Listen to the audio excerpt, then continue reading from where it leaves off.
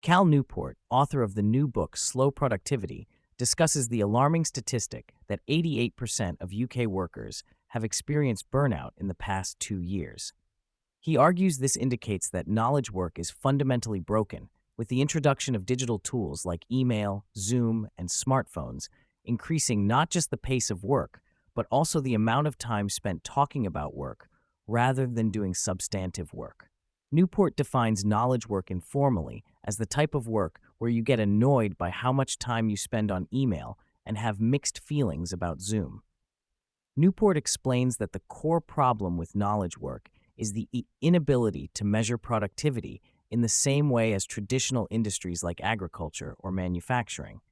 Without clear metrics, companies fall back on rougher heuristics like looking at activity and busyness as proxies for useful effort. This leads to what he calls pseudo-productivity, the idea that visible effort indicates productivity. The introduction of digital communication tools has exacerbated this issue by allowing workers to demonstrate activity at a much more granular level and at all hours.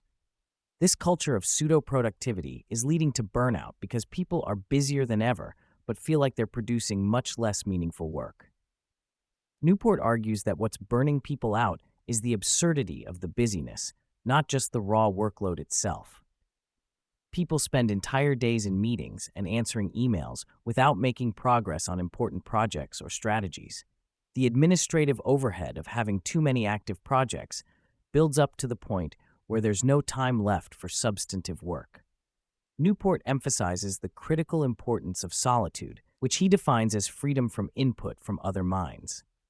This is how people make sense of their lives and the world around them. Smartphones and ubiquitous internet access have made it possible for the first time in human history to eliminate all solitude from one's life. Without the ability to be alone with one's thoughts, people feel unrooted and more anxious. He argues that a daily practice of solitude is one of the most important things we can do for our health and happiness. Newport outlines 3 core principles in his book. 1. Do fewer things. This doesn't mean accomplishing less, but actively working on fewer things concurrently. Focus on a small number of things at a time, do them faster and better, then pull in something new. 2. Work at a natural pace. Humans aren't meant to work at full intensity all day, every day.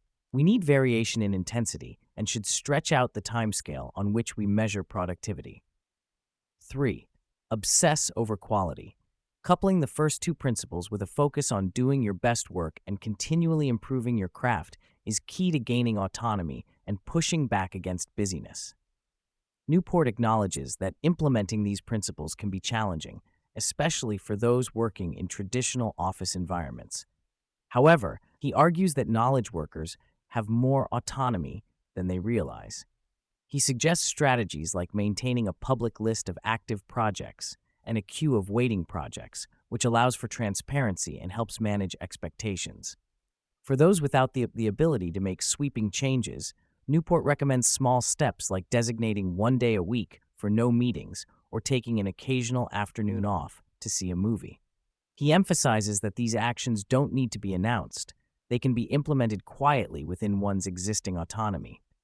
Newport discusses how technology, particularly smartphones and social media, is impacting both work and personal life. He argues that these tools are subverting deep human drives for their own means, leading to less fulfilling experiences. For example, social media hijacks our drive for communication and leadership in ways that feel satisfying in the moment, but ultimately leave us feeling less rooted and more shallow. Newport, who doesn't use social media himself, recommends not putting any apps on your phone that make money from your attention. He argues that the phone itself isn't necessarily addictive. It's the apps we put on it. He suggests using smartphones more like Steve Jobs originally intended, as tools for specific tasks like listening to music or getting directions, rather than as constant companions. Newport discusses how our current work patterns are unnatural from an evolutionary perspective. He points out that for most of human history, work patterns had much more variation in intensity, both within the day and across seasons. The idea of working at steady intensity all year round was invented by factories and mills and is not how humans are wired to operate. Newport suggests that companies could implement more variation in work patterns through ideas like paid sabbaticals or work cycles with periods of intense focus followed by periods of reduced workload.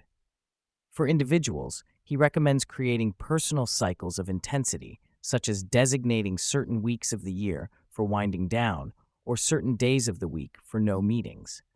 Newport compares the constant availability of email to a psychological torture device, pulling on our deep social instincts to respond to tribe members in need.